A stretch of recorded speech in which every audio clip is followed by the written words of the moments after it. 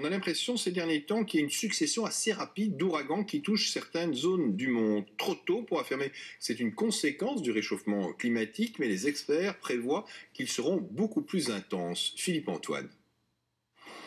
Des ouragans, il s'en produit chaque année. Certains marquent l'esprit plus que d'autres. Tout le monde, ou presque, se souvient de Katrina qui a ravagé le sud des États-Unis en 2005 et provoqué la mort de près de 1800 personnes. En 2012, Sandy a lui aussi beaucoup fait parler de lui, plus pour avoir frappé New York que par son nombre de victimes, 200. C'est nettement moins que Jeanne, près de 3000 morts en Haïti en 2004, ou encore que Mitch, 9000 morts en Amérique centrale en 1998. Aujourd'hui, presque 20 ans plus tard, les experts s'attendent à une évolution du phénomène.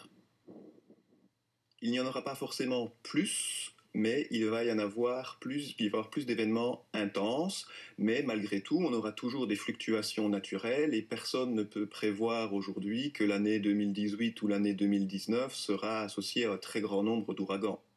Plus intense, cela ne signifie pas nécessairement plus violent, mais les ouragans des prochaines années devraient être accompagnés de plus de précipitations.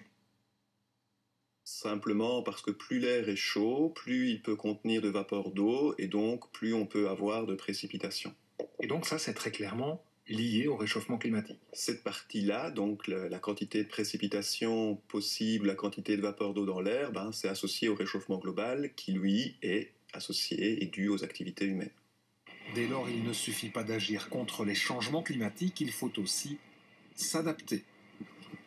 Nous devons concevoir nos villes en fonction du futur et de ces incertitudes liées au changement climatique. Nous serons confrontés à davantage d'événements de plus en plus extrêmes et nous devons penser nos villes en conséquence.